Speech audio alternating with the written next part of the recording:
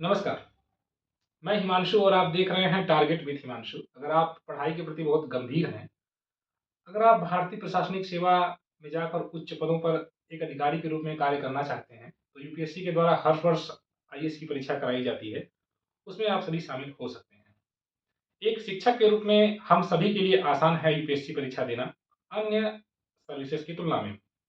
जो डाक विभाग में कार्य कर रहा है, जो बैंक में कार्य कर रहा है सरकारी कर्मचारी, उसकी तुलना में अध्यापक के लिए इसलिए आसान है यह परीक्षा क्रैक करना, क्योंकि अध्यापक जीवन पर्यंत पठन पाठन में लगा रहता है। अगर आप इंटर कॉलेज में पढ़ा रहे हैं, अगर आप प्राथमिक में पढ़ा रहे हैं या फिर अगर आप जूनियर में पढ़ा रहे हैं, तो किताबों से आपका लगाव हमेशा से ही लगा रहता है, क्योंकि आप एक अध्यापक के रूप में अपने आप को दूर नहीं कर पाते हैं किताबों से। इसलिए हमारे लिए आसान है। हमारे लिए अपने हमारा जो माइंड है वो उसी बुक्स के बीच में रहता है। जो अन्य विभाग है, जैसे पुलिस में कोई कार्य कर रहा है तो शायद उसके लिए कठिन होगा, उसे किताबें नहीं पढ़नी होती हैं ज़्यादा।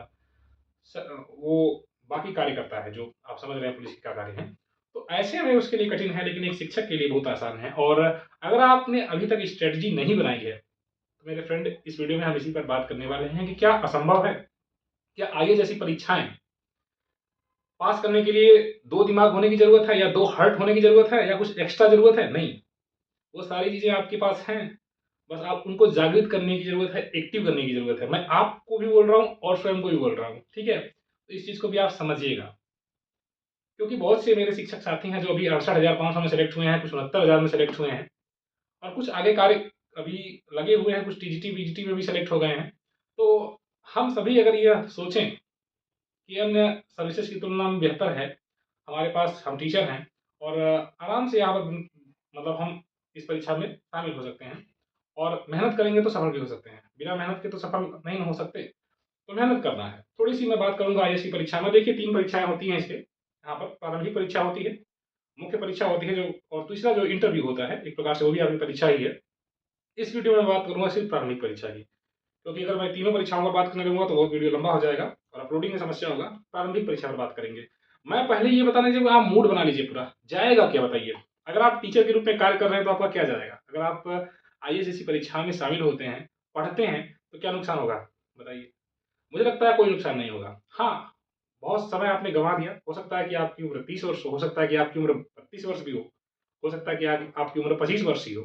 लेकिन उम्र को छोड़िए, अगर आप सेटल हैं, अगर आप नहीं भी सेटल हैं, मान लीजिए अगर आप कोई और नौकरी अभी नहीं पा सके हैं, फिर भी आप आईएएस की परीक्षा में शामिल होना चाहते हैं, तो और अच्छी बात है, इससे कोई दिक्कत नहीं है। आप किसी भी लेवल पर हैं, आप आईएएस परीक्षा के बारे में थोड़ी सी जानकारी मेरे से ले लीजिए, ठीक है?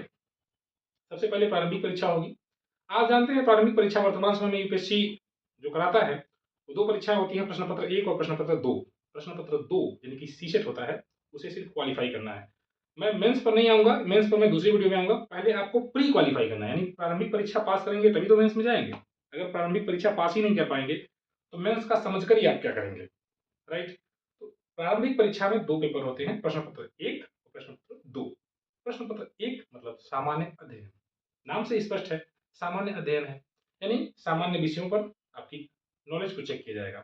और दूसरी जो सीसेट है, वो एक प्रकार से आपका मतलब एक उस विशेष योग्यता को चेक करने के लिए है, मतलब वो क्वालिफाइंग है। सीसेट को अलग में कर दीजिए, 33% है, उसको आप क्वालिफाई कर ले जाएंगे, बहुत टफ नहीं है। मुख्य आपको ध्यान देना है सामान्य अध्ययन प्रथम जो पेपर है, क्योंकि उसी से आपकी मेरिट बनेगी, ठीक है? 100 प्रश्न रहेंगे, 2-2 अंक के, 200 प्रश्न ओवरऑल, 200 अंक के अंक की प्रारंभिक परीक्षा होगी। और मेरिट जो बनती है, मैंने लिख कर रखा है पिछले 3 सालों की मेरिट क्या गई है, मैं आपको अभी उसके बताऊंगा। लेकिन सामान्य अध्ययन का मतलब हुआ फ्रेंड भूगोल, सामान्य भूगोल, भारत की अर्थव्यवस्था, भारत का संविधान, भारत का इतिहास, स्वतंत्रता आंदोलन, भारतीय कला एवं संस्कृति और पारिस्थितिकी, ये मुख्य विषय हैं जहां आपको ध्यान देने की जरूरत है, ठीक है? तो ये परीक्षा जो आपकी प्रारंभिक परीक्षा है, ये जो आपके विषय हैं, यही विषय मुख्य परीक्षा में भी आएंगे। थोड़ा इनका जो मतलब पूछने का प्रश्न यहाँ पर, चूंकि बहुविकल्पी परीक्षा है, 4 ऑप्शन आएंगे आपके पास, ठीक है? तो यहाँ पर आपके पास बहुविकल्पी हो जाएंगे, और वो आगे जाकर मेंस में लिखित परीक्षा के रूप में बन जाता है। कई भागों में वो बढ़ जाता है आपका पेपर। तो क्या ये आसान, क्या ये मतलब बहुत असंभव सा लक्ष्य दिखाई देता है आपको प्रारंभिक परीक्षा पास करना? नहीं। प्रारंभिक परीक्षा की मैं मेरिट आपको बता रहा हूँ, मैंने लिखा है 2019 की मेरिट में बता रहा हूँ। 2019 की यूआर की मेरिट गई है 98, 2020 की मेरिट गई है 92.51 और 2021 की मेरिट गई है 87.54। यानी कि 200 अंकों की परीक्षा है और 87 मिनट गई 2021 की यूआर की। अगर हम ईडब्ल्यूएस की बात करें तो 2019 में 90 मिनट गई थी और 2020 में 77.55 और 2021 में गई है 80.14। यानी मेरिट 200 में मात्र 80 नंबर लाने वाला 80.14 अंक लाने वाला प्री क्वालिफाई है। इसका मतलब ये हुआ कि 100 प्रश्न में अगर आपके 42 प्रश्न ठीक ठीक सही होगा और एक भी प्रश्न गलत नहीं होगा तो आप क्वालिफाई, यानी कि 41 प्रश्न भी अगर आपके सही हो जाते हैं तो आप क्वालिफाई कर ले जाएंगे। ठीक है, क्योंकि प्रत्येक प्रश्न 2 अंक का है। आते हैं ओबीसी पर। ओबीसी की मेरिट गई 2019 में 95.34, 2020 में गई है 89.12 और 2021 में गई है 84.85, यानी कि 42 प्रश्न। आप ये बनाइए, अपने दिमाग में समझ लीजिए, सोच लीजिए कि आपको 50 से 55 प्रश्न सही करने हैं बस, यानी कि 100 अंक आएंगे और आप अगर 50 से 55 प्रश्न या 60 प्रश्न का टारगेट बनाइए, क्योंकि टारगेट जितने का बनता है उससे कम ही आपका आता है। अगर आप टारगेट 60 का बनाएंगे तो बढ़िया रहेगा। 60 प्रश्न आप सही कर ले जाए प्रारंभिक परीक्षा में तो कोई आपको प्रारंभिक परीक्षा क्वालिफाई करने से रोक नहीं सकता है। क्या असंभव है? नहीं। जो लोग सेलेक्ट हो रहे हैं, मैं बोल तो रहा हूँ, मेरे दिमाग में ये बात आती है कि यार सब कुछ तो अपने पास है।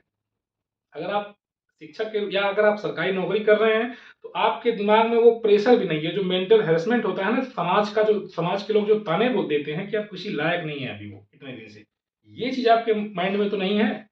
इसका एक बहुत बड़ा प्रेशर रहता है। उन अभ्यर्थियों के बारे में सोचिए जो अभी किसी भी सर्विस में नहीं है और वो लगातार स्ट्रगल कर रहे हैं। उनसे बेहतर कंडीशन में आप हैं और आप मतलब परीक्षाओं के लिए जा सकते हैं। ठीक है, मैं आपको मतलब मोटिवेट कर रहा हूँ इस बात को लेकर कि पहले आप शामिल होइए, फॉर्म तो भरिए, 32 साल तक है और उसके बाद आपकी उम्र के अकॉर्डिंग आपको छूट भी मिलता है, सॉरी आपकी कैटेगरी के अकॉर्डिंग, राइट। मैं थोड़ा सा आ जाता हूँ एससी पर भी। एससी की 2019 की रेट गई है 82। ठीक है, 2020 में 74.84, 2021 में गई है 75.41। अगर आप एसटी के हैं 2019 में 77 मेरिट आपकी गई थी, 2020 में 68 और 2021 में 70 गई थी मेरिट। तो कितनी कम मेरिट पर आपका सिलेक्शन हो रहा है, देख रहे हैं, मतलब प्री के लिए आप क्वालिफाई कर रहे हैं। तो क्या ये असंभव नहीं, असंभव है? नहीं। तो एक माहौल बनाइए फ्रेंड, माहौल इस बात के लिए का बनाया जाए कि हम कर सकते हैं। ठीक है, अपने दिमाग, जो आपका दिमाग, हम दिमाग के समय गुलाम होते हैं ना, जो दिमाग बोलता है कि यार ये नहीं होगा मेरे से, सुबह 6 बजे उठ रहे हैं, स्कूल जाना है, दिमाग बोलता है कि यार सो लो आधा घंटे और क्या दिक्कत है, 6:30 बजे तक सो जाते हैं और 7 बजे तक सो जाते हैं। लेकिन अगर हम दिमाग पर अपना कंट्रोल करना चालू करते हैं, मैं कर सकता हूँ ना। मैं अगर किसी एक जगह कार्य कर रहा हूँ, आप एक टीचर के रूप में कार्य कर रहे हैं या आप किसी और विभाग में कोई नौकरी कर रहे हैं, आप उसी पर संतुष्ट हैं, आपका दिमाग अगर ठीक है यार इतनी अच्छी नौकरी तो ठीक है। लेकिन बहुत से लोग, आप चाहते हैं ना कि आपके पास एक पावर हो, और बता पावर कहाँ से आएगी, जब आप और अधिक उच्च पदों पर जाएंगे कार्य करने के लिए तब, राइट। तो कोशिश किया जाए, सिविल परीक्षा को ध्यान में रखकर पढ़ाई करिए, कुछ नहीं जाएगा। ठीक है, आप सिविल की तैयारी करते रहेंगे, आप इंडियन पॉलिटी पढ़ते रहेंगे, लक्ष्मीकांत को पढ़िए। यहाँ पर मैंने एक हिस्ट्री की बात की थी, मैं आपको बुक दिखा रहा हूँ स्पेक्ट्रम की मॉडर्न हिस्ट्री, इसको पढ़िए। ये तमाम प्रकार की किताबें हमारे जीवन को और बेहतर बनाएंगी। मैं आपको दिखा रहा हूँ 3 किताबें अभी आपको, एक मिनट।